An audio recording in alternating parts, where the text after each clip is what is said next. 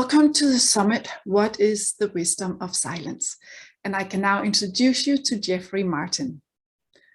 Welcome, Jeffery. It's so great to be here. You're very welcome.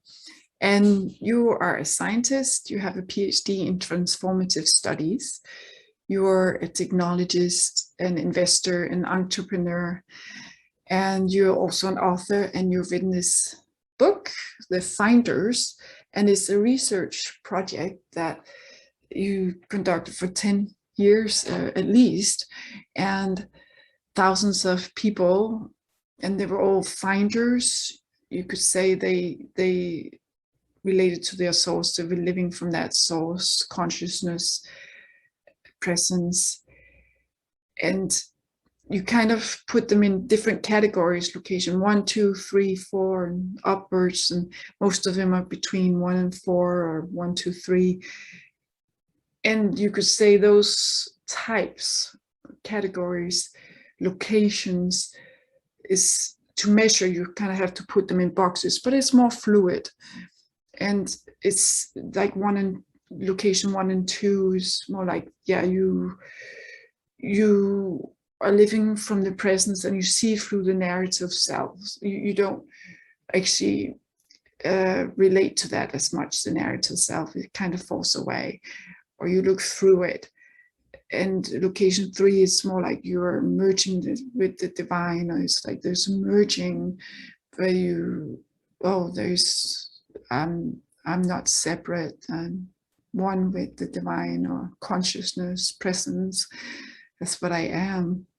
And location 4 is almost like you completely disappear, or no one, but again, it's very fluid. You can't really divide it, and it's different for everyone. Yeah. So the silence, we are this silence. We are this presence. We are this stillness, and it's appearing as this life and world. And how do you, that fundamental well-being that you point to is also this source that you're pointing to, but it seems like on a more physical level, as a human being, it's the physical experience of fundamental well-being that appears in your life as you. And yeah, that source, that silence that we always are. Then there's the fundamental well-being that we actually also are. We just don't notice it till we do, or till we live as that. Can you speak about that? Yeah, that's an interesting point, actually, just to start off with. I do not think that it is always there in people. In fact, one of the major findings in our research has been that it actually is a significant shift in people's nervous systems, a rewiring, if you will, in their brain between some major brain networks. And one of the things that shifts really relates to survival. And so the vast majority of people are really wired for older forms of humanity, if you will, right? I mean, you're not worried about, a wild animal ripping you limb from limb during this interview. And you're not worried about a gunman bursting into your house and killing you during this interview. You're living a very safe life, and so am I. The door isn't even locked where I am. So you're also not worried about starving before you make it to the next berry bush. You're not concerned about the food you eat being rotten. I mean, culture is, in fact, it's the opposite, right? You're probably, if you're anything like the rest of us, trying to not eat too much and not gain weight, right? As opposed to not trying to starve and wither away. And so we think one of the things that most of the traditions, the sort of historical traditions, religious and spiritual systems and philosophies and stuff like that, got a little off is that this is always there. Once you transition to it, it absolutely feels like that. So from a phenomenological, internal, subjective experience standpoint, that's exactly what you would say. It makes perfect sense that that's what people would write down. But when you can measure people before and after it occurs for them, what you see is that it's a rewiring that's happening in the brain. And one of the things that is going away is essentially some of our old survival wiring that is simply no longer necessary and no longer needed. I like to give a simple story about this. You know, if you're eating outside in a cafe and you toss some bread to a bird that's nearby, what does the bird do? The bird pecks at the bread, right? And it looks around to make sure it's not going to die. And then it pecks at the bread again. And then it looks around to make sure it's not going to die. And then it pecks at the bread again. And it just keeps doing that. Every animal does that. We are animals like every other animal. So our nervous system is wired just like theirs. It's in every moment, our nervous system is like, what's going to kill me? What's the thing I'm not expecting that's going to get me right now, right? And so it's always kind of on edge. It produces what we call a fundamental discontentment. Now, for some people, that discontentment is pushed way into the background. For some people, it's very much in the foreground, and they might have anxiety disorders or panic disorders or, you know, things like that, right? So everybody's sort of on a spectrum, but it's always there in the nervous system. That's what goes away with the transition to any type of fundamental well-being. The main hallmark, regardless of the type of it, is a shift from that sense that something is just paradigm, you know, not right in this moment, right? And I tell you what, everybody that's listening to this will know that they experience that because of one simple thing. They all have goals. If you have any goal at all in your life, the reason that you have these goals is because you feel like something is not quite right. Something needs to be worked on. Everything isn't, you know, sort of perfect. Or, you know, ideal. You're not whole. You need to make changes in you to somehow be more or be, you know, find your wholeness or whatever else. And so one thing that we see is that there is literally a rewiring that occurs away from that sense of fundamental discontentment to a sense where things seem fundamentally okay, very deep down.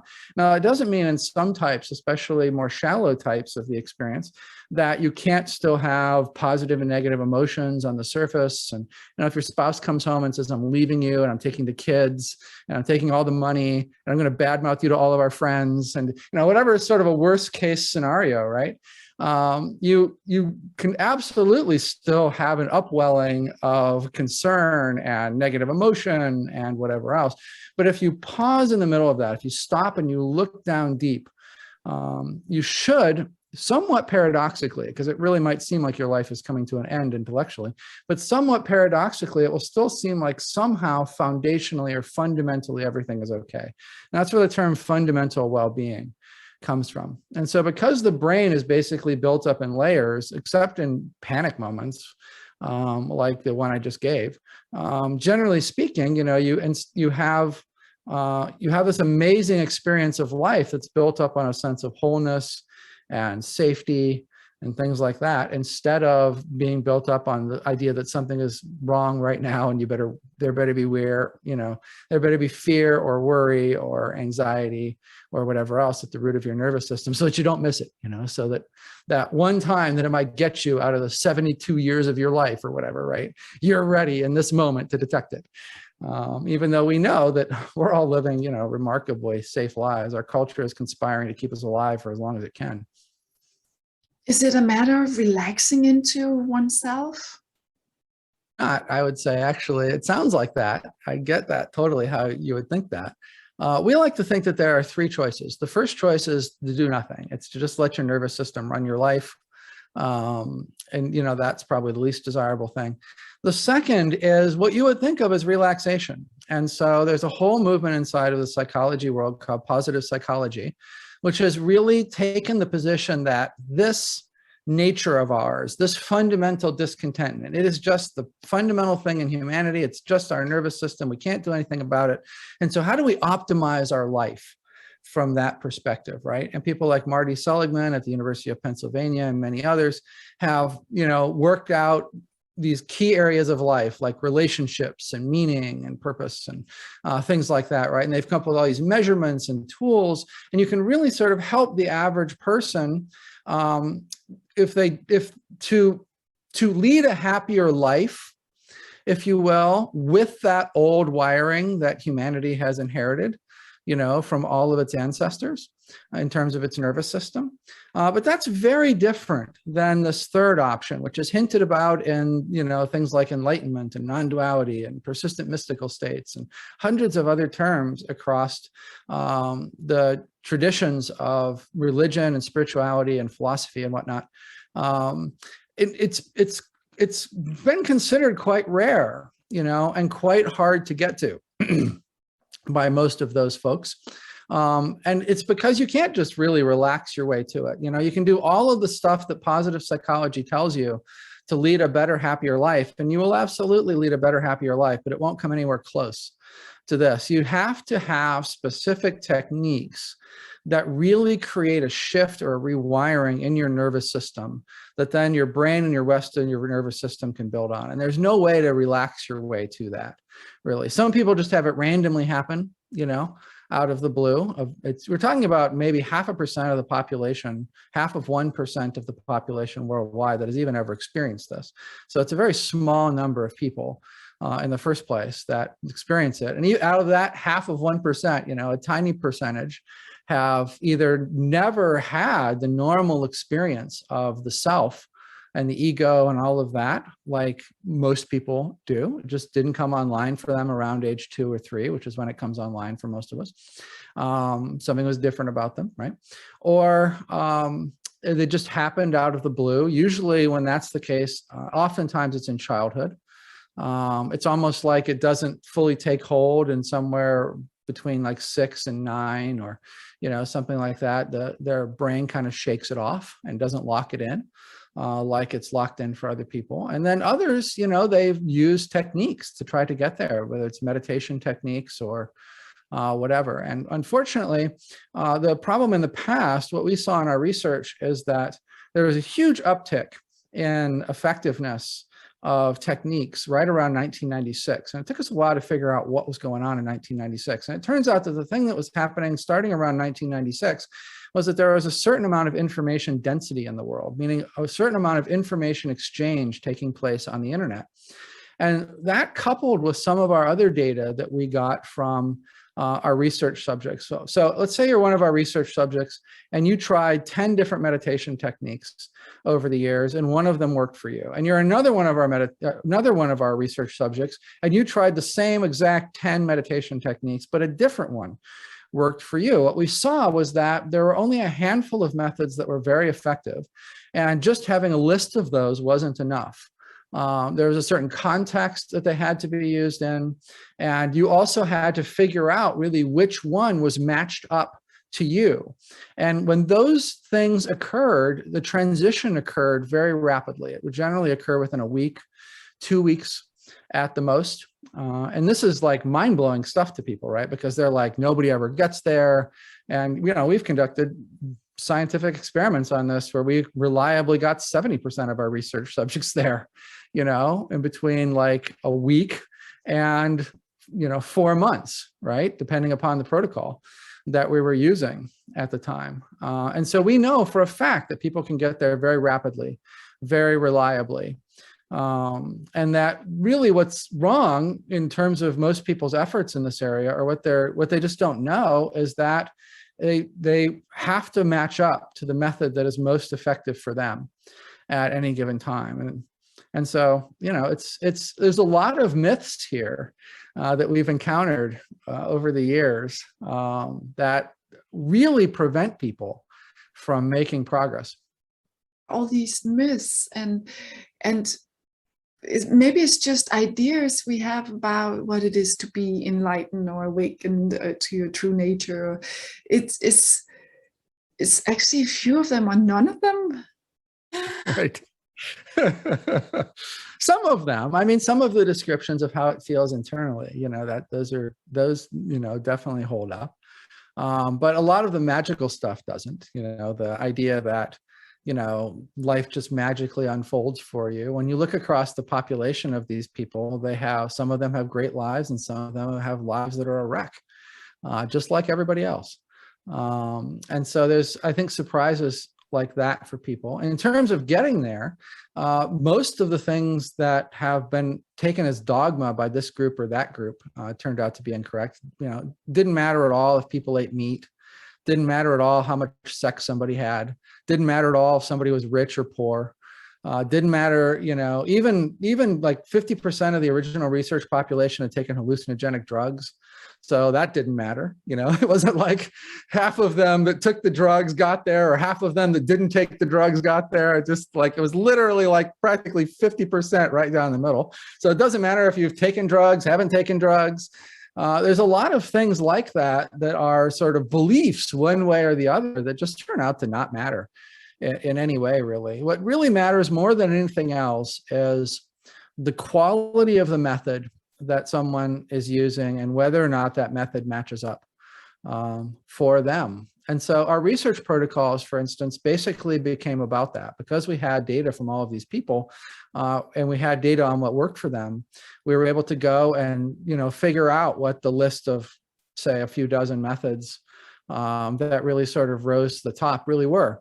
And then we were able to begin experimenting with them and with different groups and seeing what actually happened and refining them further in terms of what was and wasn't most effective.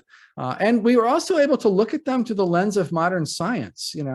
One of the things that happens is these methods become stale and they become sort of outdated in human populations. Let me give you an example of that. One of our researchers went to Myanmar and was conducting research on like some of the really famous meditation gurus, for lack of a better word, teachers there in their monasteries and nunneries and all of that. And she wound up meeting these and falling in with and sort of getting adopted by these 90-year-old nuns. And it was really interesting because these nuns told her that when they were young nuns, people would come to the monastery and they would transition very reliably within a week to fundamental well-being. And if somebody didn't in the first week, they were kind of keeping an eye out and they would, give them a little extra help in the second week and then they would transition, right? And they said, if somebody got to the end of a month and hadn't transitioned, then they more or less just called the authorities because they assumed that they were hiding out from the military or something. It was just inconceivable to them that you could come to their monastery and not transition in, a very short period of time, just because that's what always happened, right? And over the years, as additional forms of media came into Myanmar, radio, television, movies, internet, all of that, what they saw was a change in how people's brains really processed information, a change in their attentional systems and things like that. And it's almost like with each one that came in, their methods became less and less effective. And you would think that what you would do in a circumstance like that is ask yourself, how do I change the method in order to get more in line with where the population currently is?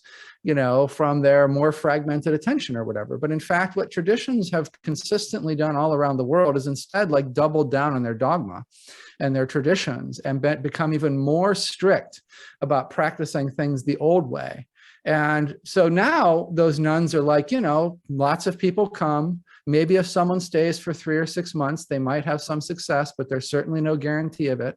And if you think about that, versus their experience when they were in their late teens, early 20s, decades ago, how everybody reliably transitioned in a week, more or less, except for the slow ones who did it in a couple of weeks, right? Like what an incredible difference over just that period of time.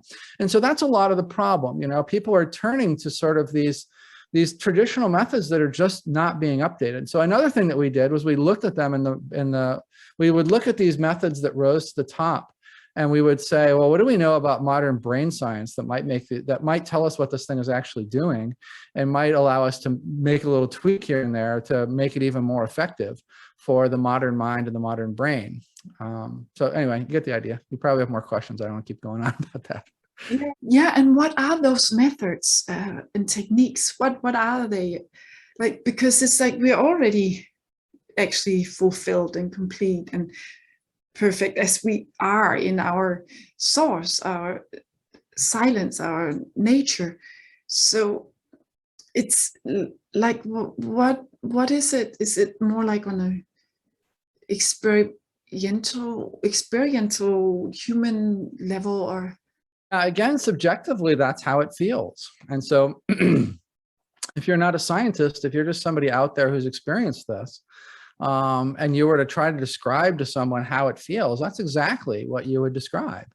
But if you're a scientist and you're looking across the population of people, you can completely see that, some people do just randomly transition, but that's like, in single digits of 0.5% of the people that are there in the first place. Like virtually no one just has it happen to them, right? Almost everyone, well, I tell you, the interesting thing is that the way that probably more people transition to this than any other way is through suicidal depression. And it's because more people are depressed and more people are suicidally depressed and are trying to reach fundamental well-being, right? And so one of the things that we see is that people, they'll have like the razor blade right at their wrist, and then it's like something just shifts.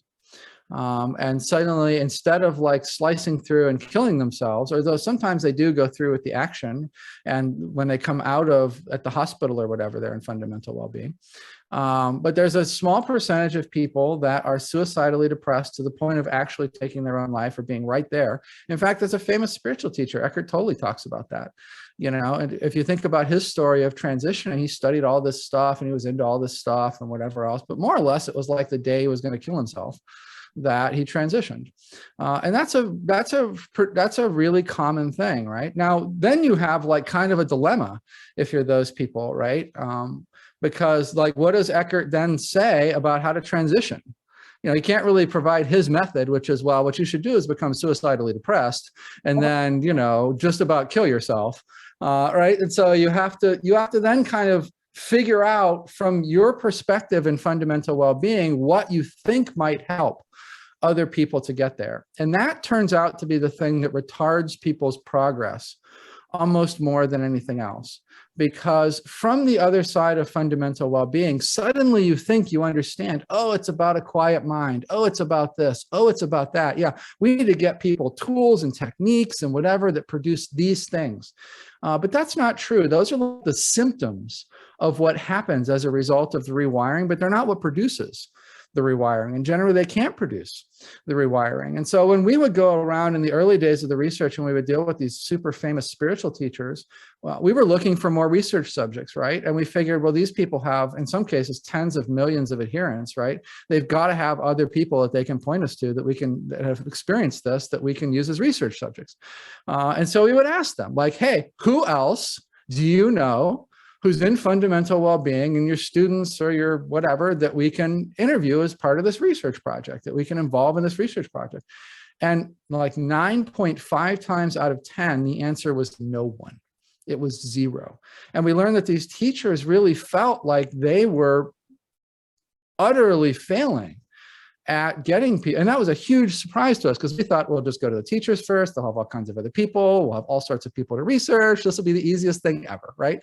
And it wound up being incredibly hard to find people to research because even the teachers didn't they might have one or two people that were really close to them, that had found them oftentimes because they had transitioned in some other way. And they just, had gotten close to the teacher because the teacher also experienced it or whatever. And so it's actually really kind of problematic from a spiritual teacher perspective. And they turn out to be remarkably unsuccessful in most cases. And it's because they're trying to interpret what to do from the other side.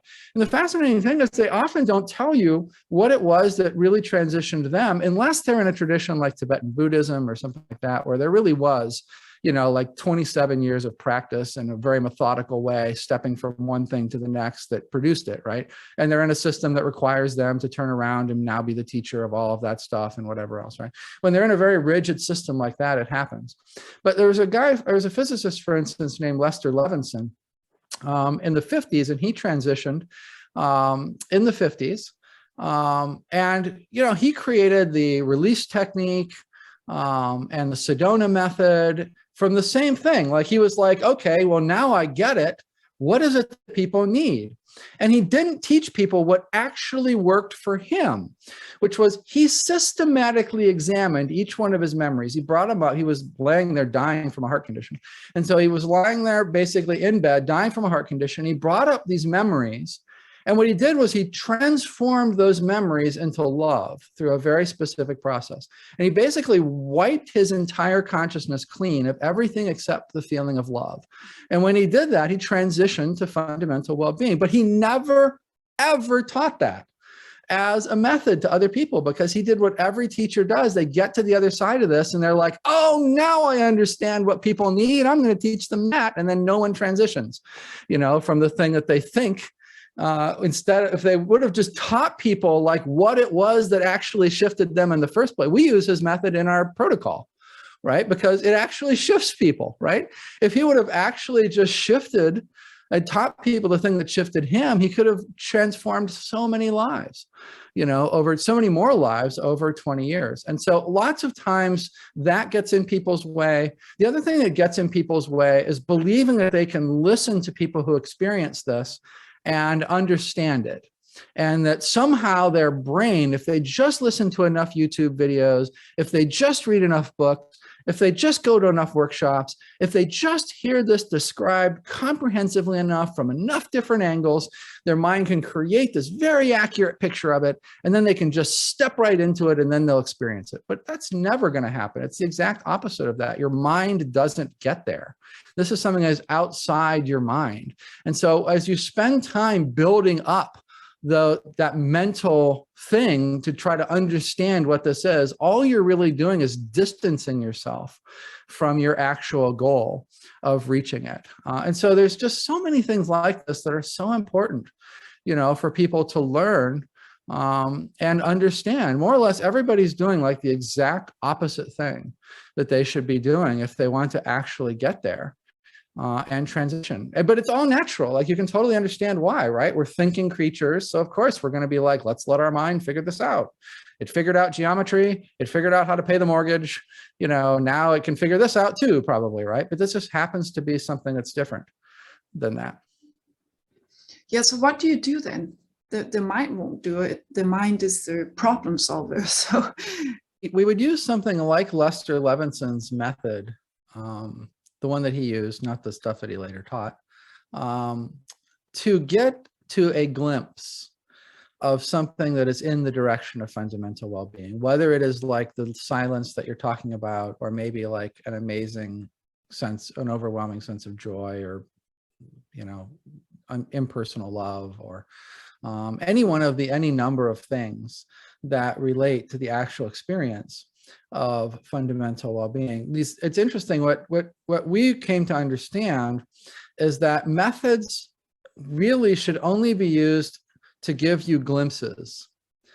And then when you get a glimpse, whatever the glimpse is that you're getting, right? And there's all kinds of different aspects of this experience that you might get a glimpse of. That's kind of like your doorway. It's your entryway into it. And so what you do then is really put your attention on that in a certain way, and just allow your system to sink into it, basically. And what's happening at a brain level is there's basically a competition for resources. And you've got this one set of brain wiring that is the egoic old version, original version, current version probably of you, right? And then you've got this other set of wiring that's just kind of being formed through these glimpses. And what your brain does is it pays attention to what it is that you put your attention on. And so if you put your attention back on the egoic stuff, it's like, okay, that's what the person wants. That's what we're going to strengthen. We'll flow the blood there. We'll make sure those are nice, strong connections, right? But if when you get these glimpses, you prioritize putting your attention on that type of experience and sinking into that type of experience, your brain's like, oh, hey, hold on here. Looks like there's something new on the scene that is being prioritized over the other stuff. So let's give this, a go, right?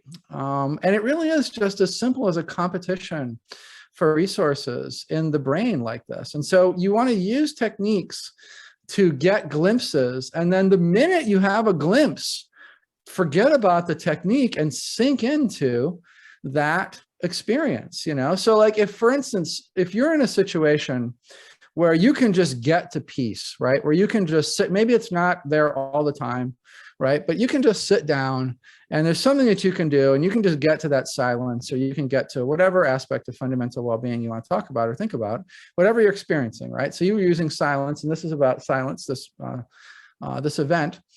So let's say that someone can just sit down and get to that profound silence. Also, stillness is another way of thinking about silence. So sometimes stillness, the word stillness will sort of connect with someone more than silence, but whatever we want to call it, right? And you get to sort of this very deep, profound silence or stillness. Then that's what you should be doing. You should not be doing other forms of meditation. You should not be wasting time on other practices or listening to YouTube videos or whatever else. You should be sinking into that as much as you can, putting your attention on that. That is a doorway in your nervous system to have the rest of the experience unfold. Now, if you can't do that, then you really do need, other methods that will give you that glimpse. That can get you to that glimpse so that then you can sink into it. But that's really what we feel methods are primarily for. Now, it's also true that if you're in fundamental well-being, you can try different, like we have people that use our protocols that are in fundamental well-being, and having a variety of methods to try that are really good and stuff. They will deepen people and they will shift people further to different types of fundamental well-being and things like that, right? And so you have to think about methods for seekers and finders, right? But on the seeker side, it's really just about using a method until you get a glimpse, and then sinking into the glimpse and trying to, really root yourself into the glimpse. And when the glimpse is no longer there and you can't get back to it, then you go back to that method. If that method doesn't get you a glimpse, you try another method. And so the gold standard, the awesome methods, what they're really designed to do is that. It's not that you need to sit for 10 hours a day, sweating it out in some rigid position, saying some word over and over and over again in your head, even though you're having these, temporary, profound experiences here and there. And lots of times teachers will say, and traditions will say, oh, when you have an experience like silence or whatever, just don't be distracted by that. Continue with the practice, right? It's the exact opposite of what actually works when you look at the brain. What people should actually be doing is using these methods to get to those glimpses, and then really just sinking in to those glimpses, and only using the methods to get to glimpses. Yeah, and then always like return to that silence we are, that source presence, divine self, or just notice that. And the more you do that, something happens maybe in the body, and it transforms, and it's a lived experience. Increasingly bring it forward in your experience. And there's a deepening in this fundamental well-being. Is. And it's interesting because you can think of that in terms of two axes, right? And so like one axis is the types of it. So there might be type 1, type 2, which we call in the book location 1, location 2, location 3, location 4, things like that, right? But then up this way, there's also deepening at a certain location. So you might be at type 1 or location 1, and you could be at, for instance, sort of the first layer of it, and then the second layer of it, and then the third layer of it, and the fourth layer of it. More or less, they all have about 4 layers. And so one of the things that I think is very confusing in the spiritual literature, and we haven't written anything about the layers yet. We got out the locations because there was really nothing on the locations that anybody had ever written. It's one of those things that I think you can just notice it when it's like developmental psychology has to deal with large populations of people in order to spot how human developmental trends go. You can't just pick it up from one person or 10 people or 100 people or, whatever else. Like you need a lot of people to spot that type of thing. And so there was just nothing on the types of it, the locations of it. And so we made that a priority to be the first thing that we put out and published. And the next thing that we'll work on getting out is the layers of depth and how they show up. Because what happens is most spiritual teachers, when they're talking about progressing in fundamental well-being, they have a very limited range of understanding of the types of it.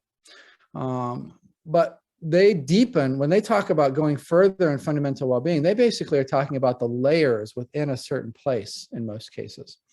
And so we think that that's important information also that we have to get out there, because that's, I think, kind of confusing for people when they come across our book and they want to take what the spiritual teachers are talking about, which is like deepening layers in type 2 or location 2, right? And they want to make like the fourth layer of location 2 into like location 4, and it doesn't quite match up. And they're like, well, how come these don't, these don't quite match up? It's because they're two different things. We got the one out first because nobody really had a context for the different types. So when you talk about going deeper with sinking in, it's interesting because one of the things that happens is that each of these types kind of has a layer that is sort of a sweet spot for it, right? And so type 1, for instance, is which the earliest form of it, or location 1, has its sweet spot is basically in the most shallow layer, if you will, of depth. And that really is very mental still. It's still very mind-based. And then the second type of it, location 2, its sweet spot is really in the second layer. And that second layer, we call it just for shorthand, we don't know what we'll call it publicly yet, but for shorthand, we call it the consciousness layer. And it really feels very spacious. It very much feels like it contains that first layer, that mind layer. These also, like the locations, have very specific phenomenological traits. And then the third type is sort of has a sweet spot of the third layer, which is relating to awareness. I don't want to get too much into terms without really heavily defining them like we do in our work. But one of the things that I think is useful to know is that sinking in doesn't just mean deepening across locations, because as you said very accurately at the beginning of this, most people won't make it even to location 4, much less beyond location 4. It's a very small percentage of people that will go that far. Most finders will remain in location 1 and location 2, smaller number in location 3. But that doesn't mean that their experience won't deepen in very powerful and profound ways, right? So what may never happen to them, they may never experience location 3, for instance. Their system may just never progress to location 3, but maybe it will progress to location 2, and in location 2, they'll work their way up these layers. And as they deepen in, that is itself a very profound and amazing deepening, an incredible experience, really. And so we like to think of there as shifts across the different types, and then sort of deepening within a given type. And there's all kinds of information out there about deepening within a given type, because that's more or less the thing that spiritual teachers all write and talk about. So there's like vast amounts of descriptions of that type of stuff. Yeah, so the different locations, their way to categorize. And is there deepening? Is there deepening going on throughout the journey of life? This fundamental well-being. That's right. There's a deconditioning process that kicks off on the other side of the transition, and it has different cycles associated with it. And so, for instance, there's a 2-year cycle where essentially, initial 2-year cycle, where initially like your brain is unwinding the old programming and kind of hits a base spot and then starts rewinding from the perspective of fundamental well-being. And these are just natural processes that kick off. There's a 7-year cycle that does a very deep deconditioning scrub of a lot of people's psychological conditioning and stuff like that. And that's actually a repeating cycle. And so there's like, then there's another 7-year one, another 7-year one, and so on. That's what I mean by that. And so there's this process that just kicks off in the brain, basically, of reconfiguring itself from this perspective of fundamental well-being. And something really fascinating goes along with that. We call it the primacy of peace, where prior to this, a normal egoic, whatever you want to call it, narrative self type consciousness, the primary drivers in people's lives are really their neuroses. And so, it's really like fear and worry and things like that drive people's actions more than anything else. I mean, there's a reason why, you know, laws are punitive, right? Like the legal system isn't designed to reward you and give you cookies for good behavior. It's designed to know that you're going to be punished for bad behavior. It's because one of those really works at a foundational level of motivating humans, right? It turns out we might think it would be nice to have the cookies, but we might also think it would be more nice in the moment to rob someone's house and, you know, not get the cookies, right? But if we think we're going to rob someone's house and get thrown in jail for 20 years and lose our freedom and get beat up by people that are bigger than us and whatever else, right? That doesn't sound so good. So now we don't rob the person's house, right? And so we're all sort of driven by our neuroses from an egoic standpoint. I teach at Stanford and Stanford University in California in America. And there's a joke among Stanford professors, and that is that you're never going to meet a Stanford professor that had a good childhood, right? Because it's like this horrible childhood that has all these neuroses, and thus they've been fueled to excel above everyone else, you know, that kind of thing. And so it's neuroses that really sort of fuel human action. And what happens with fundamental well-being, and so that's what's conditioned into the nervous system over the course of someone just being in normal egoic consciousness and developing and whatever else, right? And so what happens when someone shifts to fundamental well-being is because there's that rewiring very deep in the brain, and the old survival neurosy type wiring goes away, and it gets replaced by that sense that things are fundamentally okay, and thus that sense of peace that can increasingly come into the foreground the more you deepen into it. And all of that happens. There's a primacy of peace that we call it that happens in the nervous system. And now the nervous system, instead of being motivated by what might be the least fearful thing or whatever, you know, it's now motivated by basically what is least likely to suppress your peace. And so it's basically prioritizing peace on a moment-to-moment basis. It doesn't mean you don't do your taxes, right? It's good, and it realizes that there's going to be a big suppression of peace if you don't do your taxes at some point, right?